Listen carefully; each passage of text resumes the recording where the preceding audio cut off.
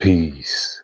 Welcome to the YouTube live book reading of The African Origin of Civilization, Myth or Reality by Dr. Cheikh Anta.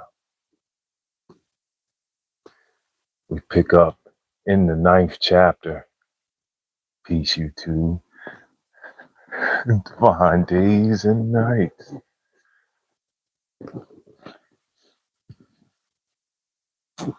All right. Peace. All right. Divine days and nights. What a beautiful, beautiful day so far. And I hope that it's been magical for you as well. Yeah. So powerful.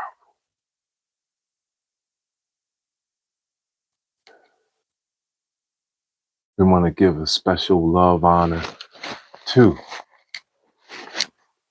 the great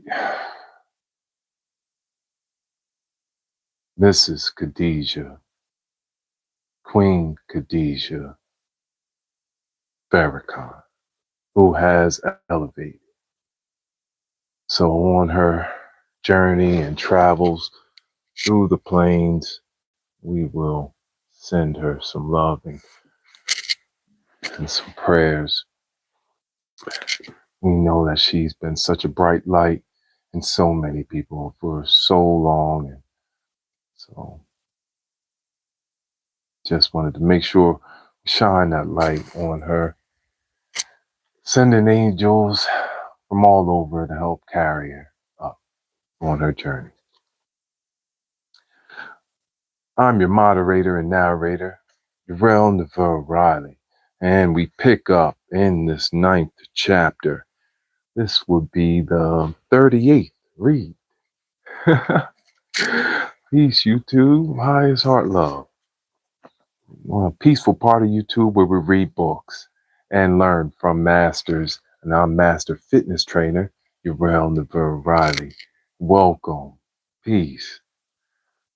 Thank you. You get to see it live, and then I put it in a playlist, and you can just read the entire book with us the whole way out. I will also put a brief vocabulary in the description when it's finished uploading. Divine days and nights. Peace. All right. So we pick up at page 185 at the top. This is the 38th reading. Ra survives among the Yoruba with his Egyptian name, Ra. Lucas cites the word Irawo, which designates the star that accompanies the rising sun.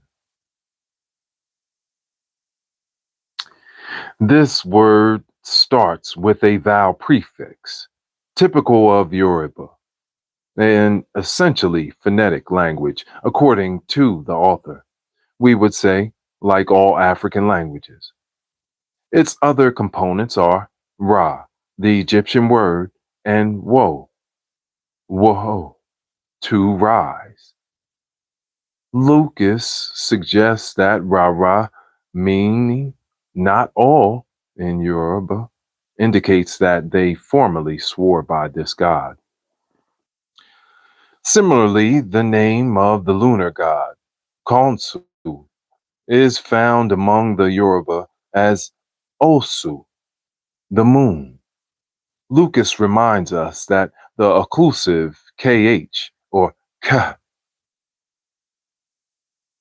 does not exist in Yoruba, and that if a foreign word contains K, it must follow this procedure. If KH is followed by another consonant, a vowel is added and forms a syllable according to the consonant vowel rule in Yoruba. If K or KH is followed by a vowel in a word of more than one syllable, it is simply dropped. This is the case with the word Osu.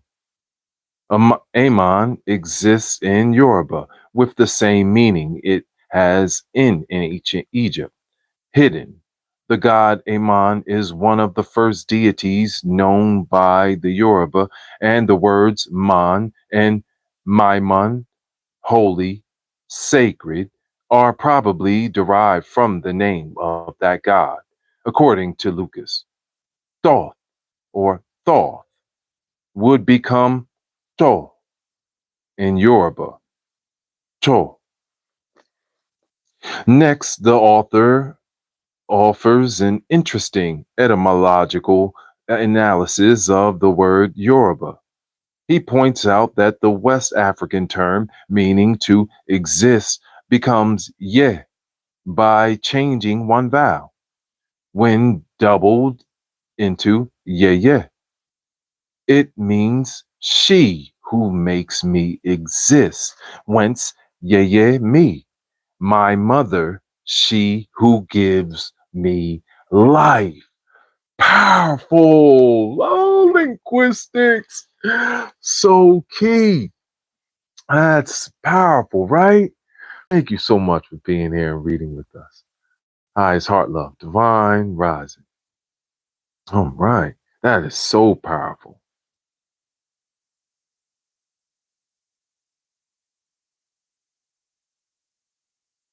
Incidentally, Yeyi means mother in Wolof, Sarah, or Bagoramian, etc. Yeye is often contracted into Ye or Aya, Yemi, my creator in Yoruba, is applied to the same supreme deity. Furthermore, the Egyptian term Rapa, Arpa, is the name of the hereditary prince of the gods, by which Seb was known in ancient Egypt during the feudal period. The author says Rapa probably evolved into Ruba. In accordance with Yoruba linguistic rules, introduction of a vowel between two consonants and changing P to B, if we consider yo as merely a variant of ye, we get ye rapa or Yoruba, which would probably mean the living Rupa or the creator of Rupa. Let's put a pin here. That is key. Thank you so much. Hi, it's Heart Love. We have to drop a pin here. Divine days and nights. What a powerful.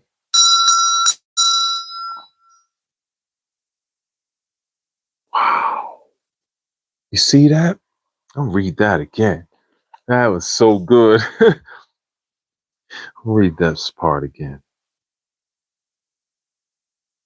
If we consider yo as merely a variant of ye, all right, so as the yo, and then we went to the ye. I get to explain it like this, taking our time. I told you, take our time on this channel. You have to. Want the best for everyone. So make sure we get it. We get Ye Rapa or Yoruba, which would probably mean the living Rapa or the creator of Rapa. Lucas presents an equally interesting analysis of the name applied to sheep by the Yoruba. He starts from the fact that the Greek word adgu- abguptus, aguptus, is usually derived from the Egyptian Kaiku Ptah, which means the temple of the soul of Ptah. The walls of that temple were covered by pictures of sheep, along with other animals. Consequently, the name of the temple could be applied by the people to animals depicted. In Yoruba, Agutu, Agutu is sheep and is to be compared with Agutos of the Greeks. This example would seem to indicate that the immigration of the Yoruba came later than the contact between Egypt and the Greeks. Finally, with regard to identical religious beliefs, the author cites the idea of a future life and that of a judgment after death. Here we go. This is it. The deification of the king, the importance attached to names, the strong faith in a future life. Mm, mm, mm. I'll read those three again. See, and let me read the sentence that prefaces it. Finally, with regard to identical religious beliefs, the author cites the idea of a future life and that of a judgment after death. The deification of the king, the importance attached to names, the strong faith in a future life.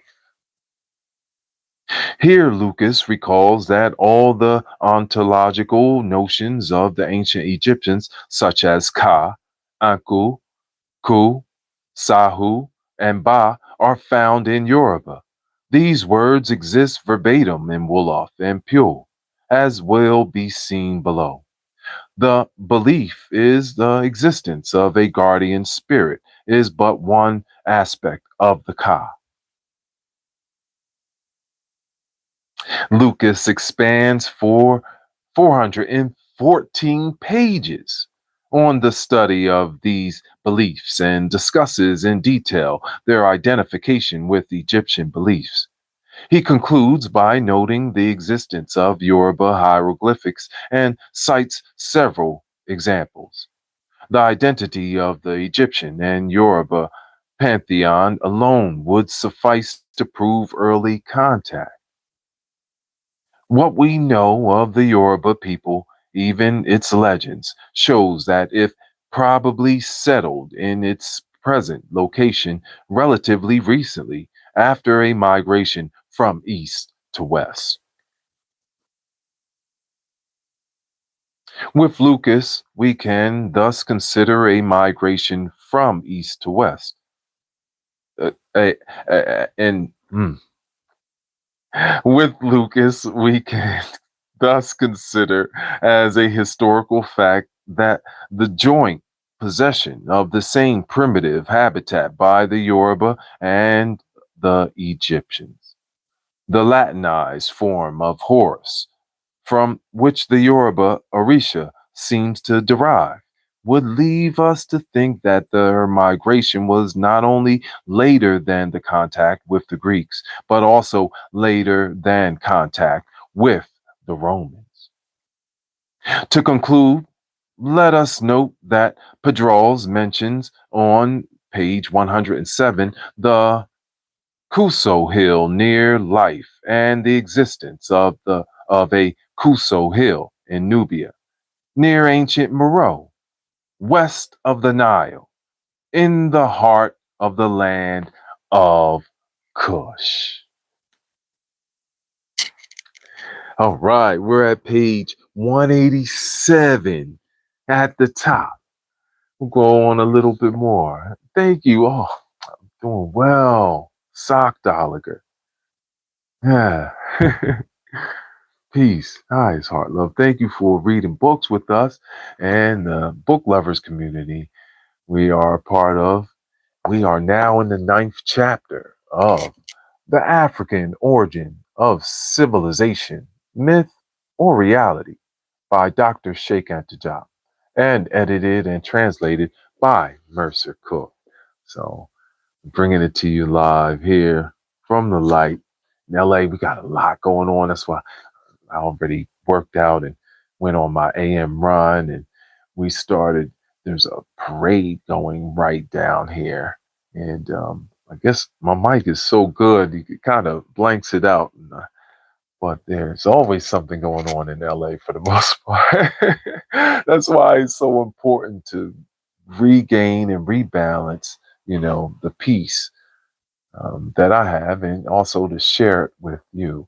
There's been some massive volcanoes and eruptions, and as well as Kilauea again, and then big earthquakes. And we just want to make sure that we play our part in helping the world. And so that's what I do. Come on here, read these books, give you peace and quiet. You can breathe. You could just put on the headphones and listen to me read.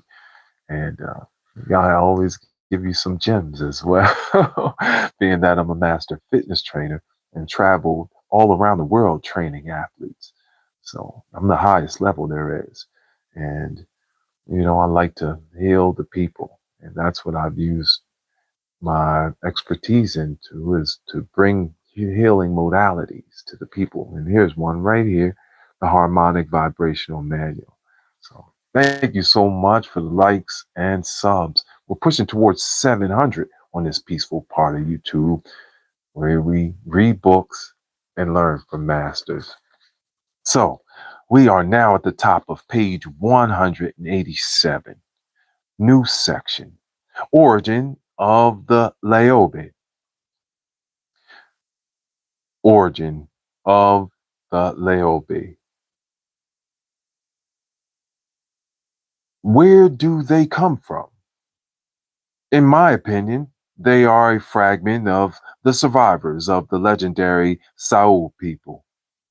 As a matter of fact, what we do learn about the Sao from the Bornu manuscripts and the excavations of Messrs. Griol and Leboeuf. 1. Their name was Sao or So. 2. They were giants. 3. They danced all night long. We love that, right? Dancing. We love dancing. 4. They left innumerable terracotta figurines. And 5. These statuettes reveal an ethnic type with pear-shaped heads. All 5 of those traits are found in the Laobe. All 5 of those traits are found in the Laobe. Like the Sao, the Laobe bear as their sole totemic name that a So or So, which has been mistaken for a Pule name, the only sacred object still left to them. The instrument which they carve is called a saota or sota. They are all giants, both men and women, easily attaining a height of 6 feet or more. When they are relatively unmixed, they are very tall. In addition, they have extraordinarily handsome limbs and are always built like athletes. Their skulls are pear shaped, identical with those of the ethnic type seen in the Sao statuettes. The Laobe's only occupation is to carve wooden kitchen utensils made from tree trunks for all the other castes in African society, not only for the Pure. This fact, in addition to their height helps us to place their original habitat in the vicinity of the mountainous wooded area. A basic preoccupation of the Laobe woman, who spends much of her time dancing, is to make figurines, baked or not, for children of other castes. The Laobe were wrongly considered to be a caste of Pule and Tukola sculptors. This error was partly caused by the fact that they speak Pule and Tukola. See, this is very key. This is very key, which led people to believe that this was their mother tongue. That was not true. It was overlooked that the Leobe are always bilingual, at least in Senegal. They speak Wolof as fluently as Pule, and their accent in Wolof is not that of a Pule or Tukola. They seem to be a people that has lost its culture and whose scattered remnants adapt haphazardly to circumstances by learning the languages of the regions in which they reside. We have already noted that their basic totemic name is So. The other totemic names borne by the Laobe reflect their mixture with the Pule, Tukola, and other ethnic groups. The reverse is also true. Thus, one can explain how the Pule can be named So, as well as Ba and Ka, which, in my view, are the only appropriate names for them. Ba plus Ra or Bare. Page 188 at the top.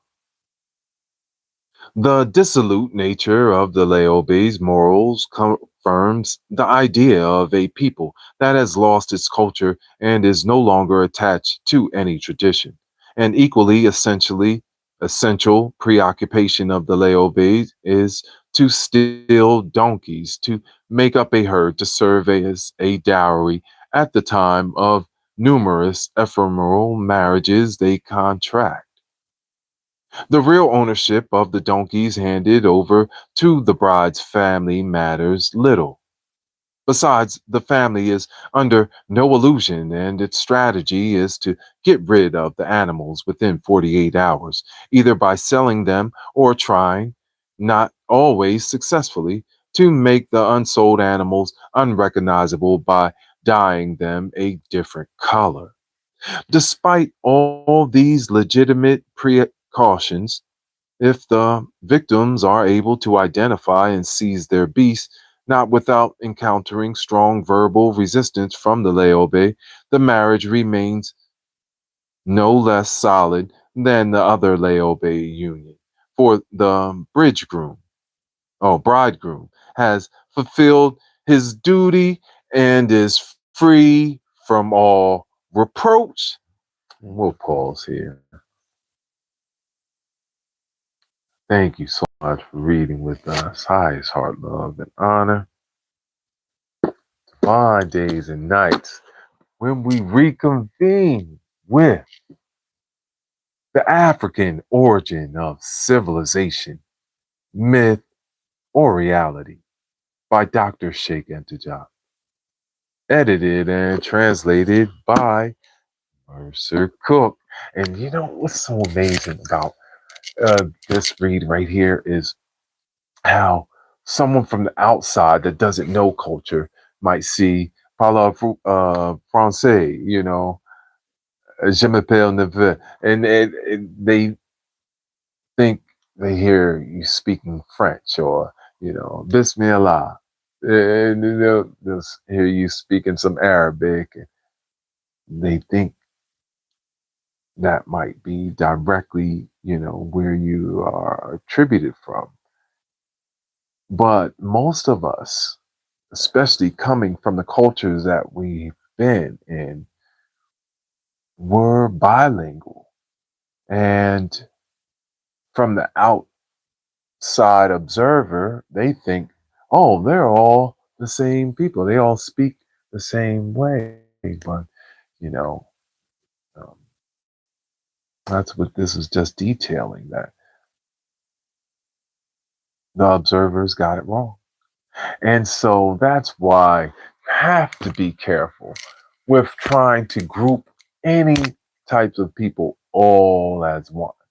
You know, that's something that the mind does to make you feel like you're in the safe or in the know, or um, to feel comfortable, right? Is to know. And a lot of times it's best to not know, because I love being wrong about something, because then I learn. Yeah, I do. I love when I don't know something, because then I can look it up and then I learn more about something. You know, this happened with me with learning about the body and becoming a master fitness trainer on my journey. I was like, I thought I knew everything about all the muscles, and and then you start think like, wow, I don't know about the autonomic nervous system, or I don't know what vagus nerve, hypoglossal, what's that? You know, but when you allow that expansion by being receptive to information that you don't know and being able to listen. That's why listening is one of my superpowers, because I can see very nuanced details in someone's speech, and it allows me to decipher patterns as well as truths from falsehoods. So I wish that attribute continues to get heightened in you as well. We can continue to raise the level and awareness of the people.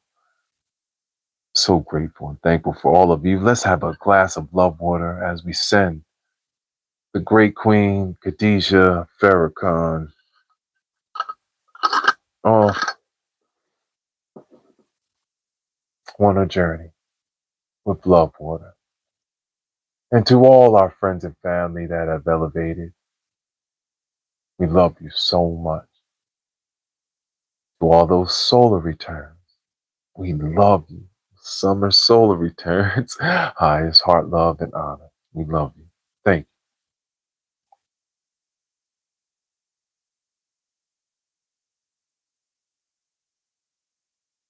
you. Love you.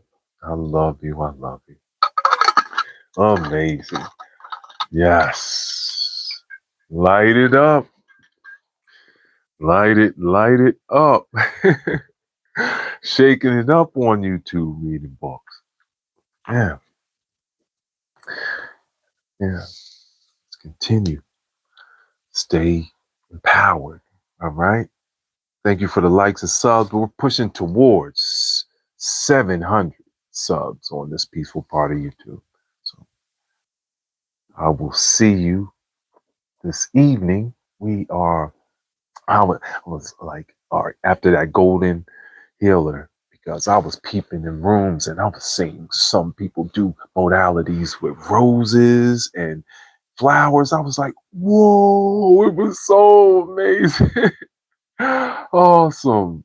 Yeah, that was wonderful, right? You had a good time there? Excellent. Excellent.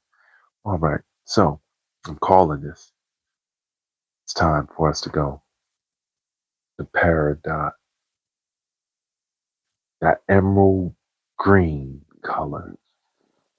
We are going there tonight for restoration, healing. We're going to be making some juices with fruits, kiwi, and all different types. It's going to be so yummy. So I will see you tonight in the emerald green cloud. We'll sing I love you to our friends and family. Eyes heart love. Ay, ay, ay, ay, ay. Love you. Ay, ay, ay, ay, ay. Love, love, love, love. You.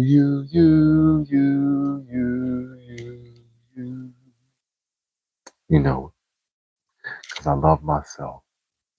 Fine days and nights. I will see you soon in the Emerald Cloud. Oh, and also DR Congo! Congo, you did it! You made it to the next round. Way to go! Amazing. Highest heart love to all those athletes in the World Cup doing it. We love you.